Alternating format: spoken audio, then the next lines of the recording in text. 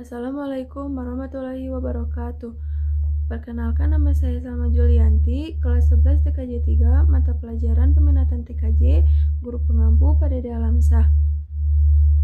Di sini saya akan menyampaikan refleksi pembelajaran bab 3 yang berjudul Sistem Keamanan Jaringan yang Dibutuhkan. Keamanan jaringan di perkantoran adalah upaya yang dilakukan untuk melindungi jaringan perkantoran dari akses yang tidak sah dan ancaman lainnya. Ini melibatkan berbagai macam teknik yang bisa meningkatkan keamanan jaringan seperti pengaturan firewall, menggunakan enkripsi data, mengontrol akses ke jaringan, dan memastikan bahwa semua sistem di jaringan diperbarui dengan FAT keamanan terbaru.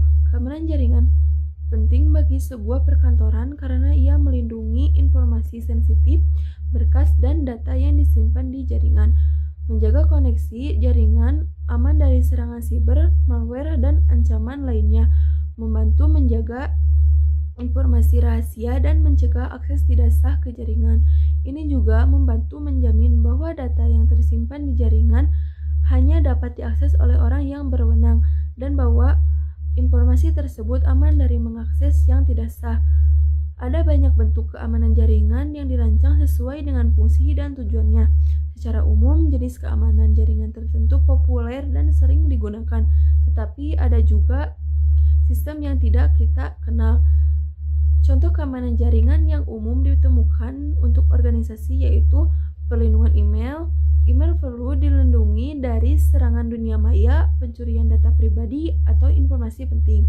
Yang kedua, perlindungan di web. Keamanan jaringan ini berguna untuk mengawasi aktivitas di dalam situs web, terutama toko online yang pengguna sering data pelanggan. Yang ketiga, perlindungan nirkabel. Jaringan nirkabel wireless network lebih rentan terhadap serangan karena sistem konfigurasi dan jenis enkripsinya cukup rendah. Keempat, perlindungan titik akhir. Yang ada gunakan yang menjadi target PTTS untuk mencuri datanya. Kelima, keamanan aplikasi. Tidak hanya website, aplikasi tidak bisa menjadi hotspot pencurian pelanggan. Yang keenam, firewall. Sistem keamanan jaringan ini bertindak sebagai pelindung jaringan komputer terkena terhadap jaringan eksternal. Yang ketujuh, penyaringan konten adalah corporate firewall yang berguna untuk situs web atau email yang sudah tidak tas. Yang kedelapan, pencegahan kehilangan data atau singkatnya DLP adalah alat untuk melindungi data sensitif dari kehilangan data atau pencurian oleh tangan yang tidak sah berwenang. Yang kesembilan, analisis perilaku. Seperti namanya, keamanan jaringan ini dirancang untuk mendeteksi aktivitas atau perilaku pengguna yang tidak normal pada jaringan. Yang ke-10, perlindungan virus dan malware. Aktivitas berguna mengidentifikasi dan menghapus virus yang disematkan atau virus yang dikirim oleh penyusup. Yang ke-11, kontrol akses. Dirancang untuk mencegah perangkat yang tidak dikenal mengakses jaringan Anda. Ini dapat membatasi kemungkinan seseorang sabotase jaringan Anda. Yang ke-12, informasi keamanan manajemen. Memberikan informasi tentang aktivitas atau catatan yang terjadi di jaringan komputer. Yang ke-13, segmentasi jaringan. Meningkatkan keamanan jaringan dengan membagi jaringan menjadi beberapa bagian. Ke-14, jaringan pribadi.